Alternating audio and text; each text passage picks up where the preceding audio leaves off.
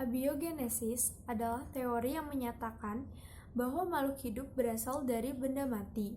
Paham abiogenesis disebut juga paham generatio spontanea, di mana teori yang menyatakan bahwa makhluk hidup terjadi begitu saja secara spontan atau makhluk hidup berasal dari benda tidak hidup.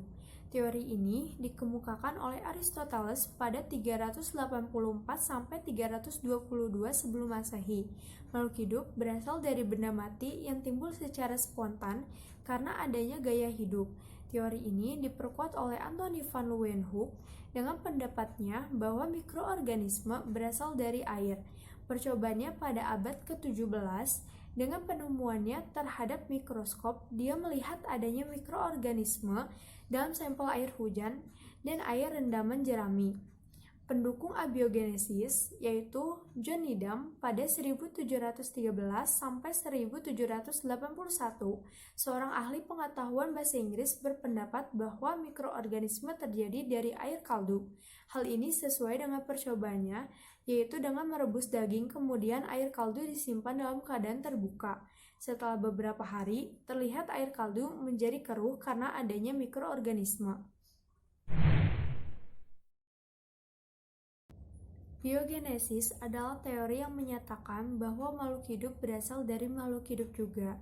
Yang pertama ada dari Francesco Redi pada 1626 sampai 1799 dengan percobaannya tentang munculnya larva dalam daging yang disimpan dalam toples terbuka tetapi tidak muncul dalam toples tertutup. Kesimpulan percobaan tersebut, larva bukan berasal dari daging tetapi berasal dari lalat yang dapat masuk ke dalam tabung dan bertelur pada daging. Yang kedua, ada Lazzaro Spallanzani pada 1729 sampai 1799 dengan percobaannya mendidihkan kaldu dalam labu, kemudian ditutup rapat-rapat. Kaldu tetap bening dan steril. Pada tabung terbuka terdapat mikroorganisme yang berasal dari udara, bukan berasal dari air kaldu. Tidak adanya mikroorganisme pada tabung tertutup menunjukkan bahwa mikroorganisme bukan berasal dari kaldu. Yang ketiga ada Louis Pasteur pada 1822 sampai 1895 dengan percobaannya mendidihkan kaldu pada labu. Kemudian labu ditutup dengan pipa seperti huruf S sehingga mulut labu tetap terbuka. Kondisi tersebut memungkinkan zat hidup tetap masuk, namun kondisi kaldu tetap jernih dan steril. Dari percobaan ini, timbullah anggapan bahwa omne vivum ex ovo, omne ovum ex vivo, yang berarti kehidupan berasal dari telur dan telur berasal dari makhluk hidup. Teori-teori evolusi pada masa pra-Darwin. Yang pertama ada dari Aristoteles pada 384 sampai 322 sebelum Masehi. Aristoteles menganut teori skala alam. Teori yang disampaikan Aristoteles membahas bahwa semua bentuk kehidupan disusun menurut suatu skala atau tangga yang kompleksitasnya meningkat ke atas. Dia berpendapat bahwa alam mengalami perubahan dari bentuk sederhana menjadi bentuk yang lebih kompleks. Yang kedua ada dari Erasmus Darwin pada 1731 sampai 1802 merupakan kakek dari Charles Darwin yang beranggapan bahwa bagian yang fungsional terhadap rangsangan adalah diwariskan. Yang ketiga ada dari Buffon pada 1707 sampai 1788. Ia berpendapat bahwa variasi-variasi kecil terjadi karena pengaruh alam yang diwariskan hingga terjadi penimbunan variasi.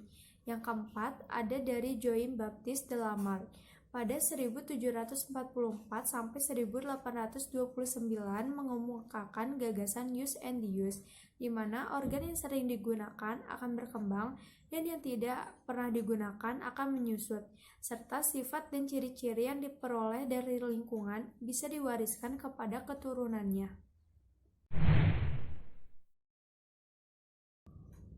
Menganalisis teori evolusi Charles Darwin.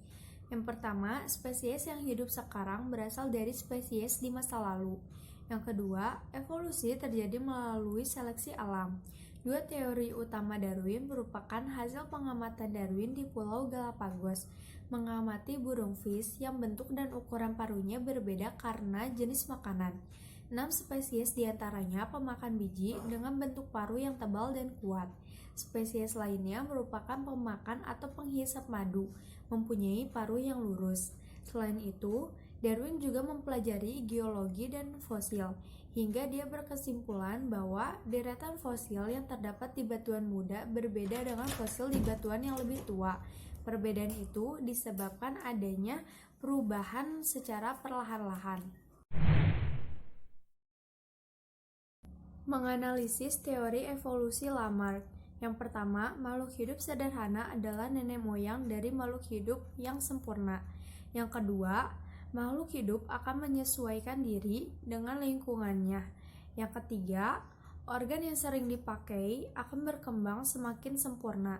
Sedangkan organ yang tidak diperlukan lagi, perkembangannya akan menurun dan hasil perubahannya akan diwariskan.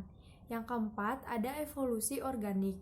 Terjadi karena perubahan-perubahan yang disebabkan oleh pengaruh lingkungan dan dapat diturunkan.